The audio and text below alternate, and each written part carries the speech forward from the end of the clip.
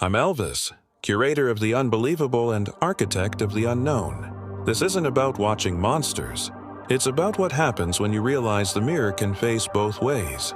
You grip the steering wheel until your knuckles pale, the night pressing against the windshield like a held breath. In the back seat, your children are quiet in a way children should never be quiet.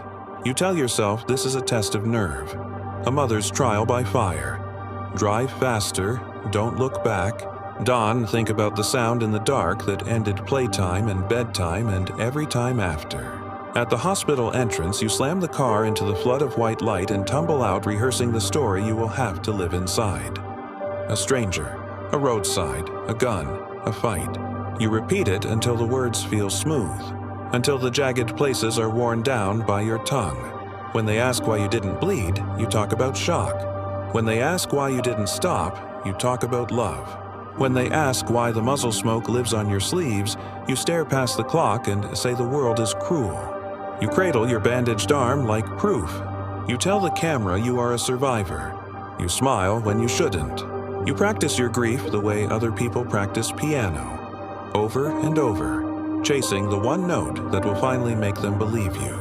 Somewhere a detective draws a simple line between the back seat and the barrel and doesn't say it out loud. You hear it anyway. You keep smiling. You keep repeating. You keep pretending the road only goes forward. You learn a different kind of stage light. The glow of a phone screen at 3 a.m., the soft blue that makes a sick child look like a miracle. You write updates in the language of courage, fighter, setback, brave, and you learn how sympathy multiplies when pain is framed just right. Nurses chart numbers, you chart attention. A feeding tube becomes a ritual. The clicks become a chorus. Salt hides in clear liquid. Your hands move with the calm of someone who believes she's helping. When the monitors flare and fall, you frame it for an audience that tells you you're strong. You learn the exact angle where fear looks flattering. You memorize the sound of a like, proof, applause, prayer. The labs speak a language you refuse to translate. Sodium, sodium, sodium, and still you press the plunger because the algorithm only understands escalation.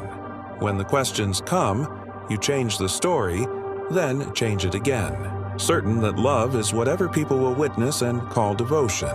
Later, when a courtroom replaces your comment section, you study the faces and search for the followers who used to bless your name. You tell the jury you did everything you could. In a way, that part is true. The mirror doesn't argue. It only returns what you offer. A mother who outran the night and one who